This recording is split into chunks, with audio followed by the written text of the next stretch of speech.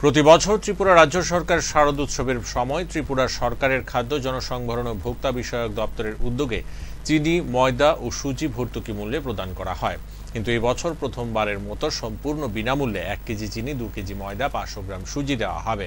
এর জন্য দপ্তরের 6.84 কোটি টাকা খরচ হবে।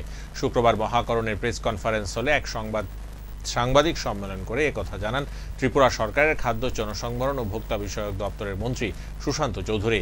এর জন্য উৎসবের মাসে 492 মেট্রিক টন সুজি, 1968 মেট্রিক টন ময়দা এবং 984 মেট্রিক টন চিনি রাজ্য সরকার আমদানি করছে। চাল মাননীয় মুখ্যমন্ত্রী বিধানসভায় ঘোষণা দিয়েছেন যে 10 কেজি করে চাল এক্সট্রা আমাদের 2 মাস প্রদান করা হবে।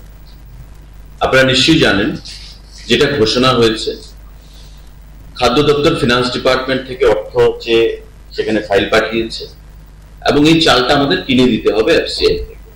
ফিনান্স ডিপার্টমেন্ট আমাদেরকে অর্থ দেবে, আমরা কিনে অতি সত্তর এই চাল আমরা প্রদান করব। এটা ঘোষণা হয়েছে, মাননীয় মুখ্যমন্ত্রী বিধানসভায় ঘোষণা দিয়েছে।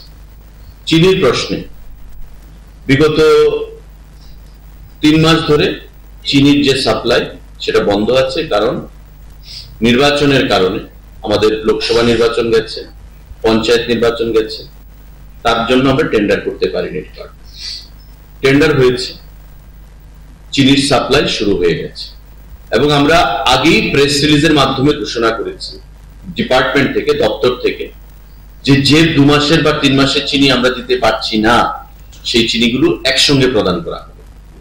এবং আমি আমার সাংবাদিক সম্মেলনের শুরুতেই বলেছি, আপনি হয়তো নোটিস করেননি বা ওভারহিয়ার করেছেন, চিনি রাজ্যে 3000 এমটি প্রবেশ করেছে, ঢুকেছে, আরো প্রায় 2000 এমটি রাস্তায় আসছে। বিভিন্ন রেশন শপগুলোতে চিনি প্রদান করা শুরু হয়ে গেছে।